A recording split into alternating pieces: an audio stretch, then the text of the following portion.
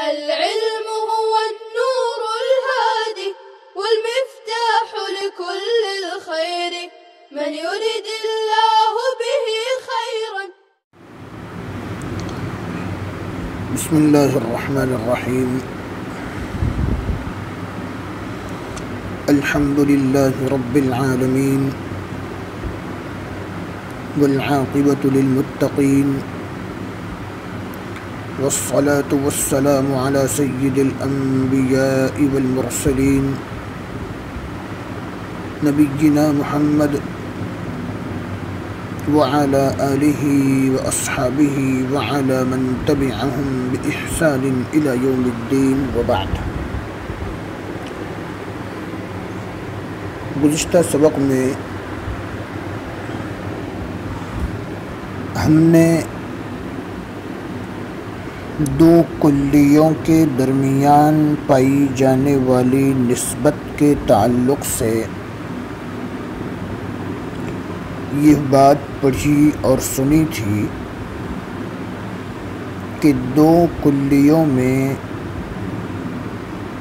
چار نسبتوں میں سے کوئی نہ کوئی نسبت ضرور ہوتی ہے، جس میں سے دو نسبتوں کا بیان گزشتہ سبق میں ہم سن چکے کہ کبھی دو کلیوں میں تساوی کی نسبت ہوتی ہے، ہر کلی دوسری کلی کے ہر فرد پر صادق آتی ہے، اور کبھی دو کلیوں میں تباین کی نسبت ہوتی ہے،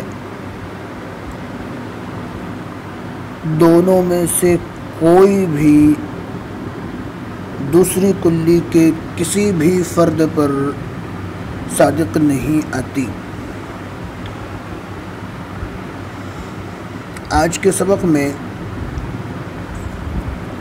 باقی کی دو نسبتوں کو سمجھنا اور سمجھانا مقصود ہے۔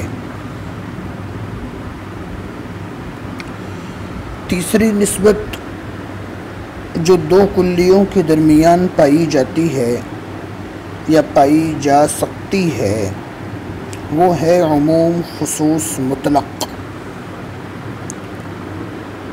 عموم خصوص مطلق دو کلیوں کے درمیان ایسی نسبت ہے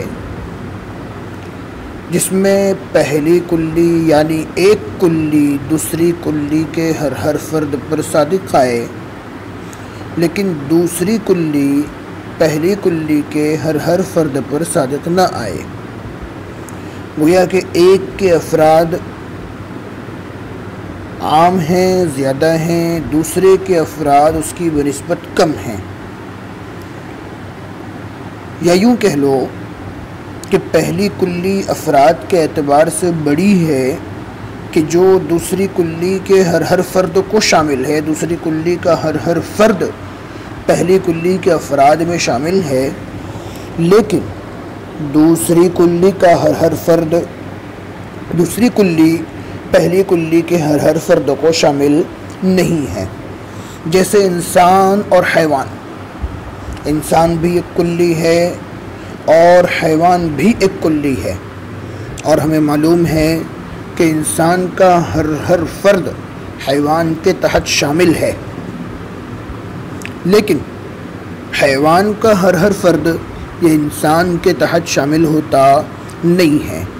معلوم ہوا کہ حیوان انسان کے ہر فرد پر بولا جائے گا، صادق آئے گا، کہنا چاہیں تو کہہ سکتے ہیں، بولنا چاہیں تو بول سکتے ہیں، لیکن انسان حیوان کے ہر فرد کے لیے نہیں بولا جائے گا۔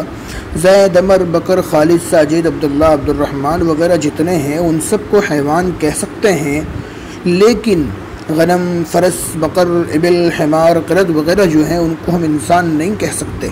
معلوم ہوا کہ حیوان انسان کے ہر فرد پر بولا جاتا ہے، صادق آتا ہے، لیکن انسان حیوان کے ہر فرد پر نہیں بولا جا سکتا۔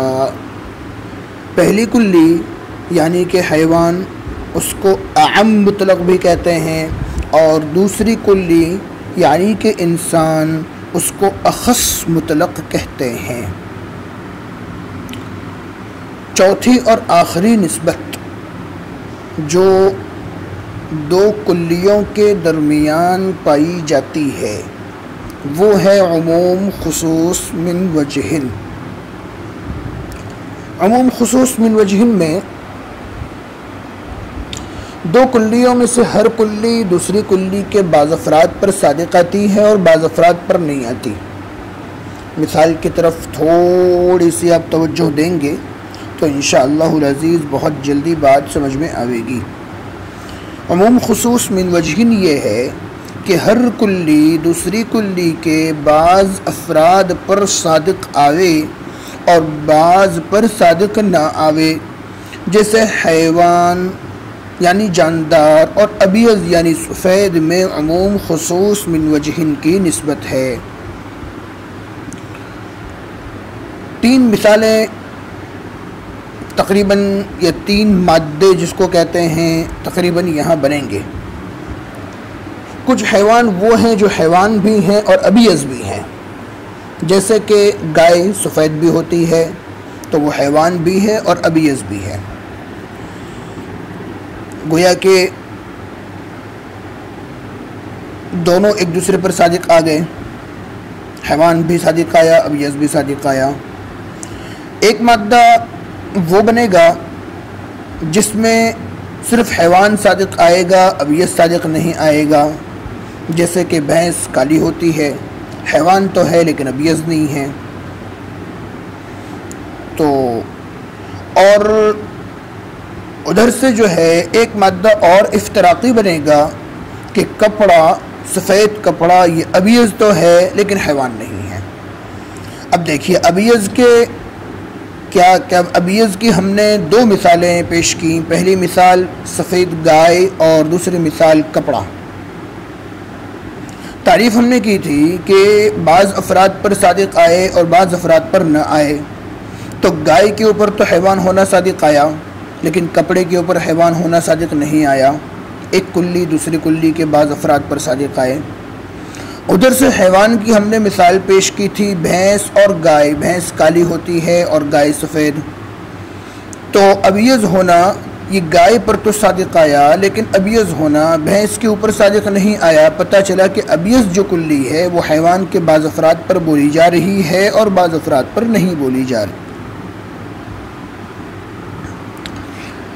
جیسے حیوان اور ابیض میں عموم خصوص من وجہ کی نسبت ہے کیونکہ ہر ایک دوسرے کے بعض افراد پر صادق آتا ہے۔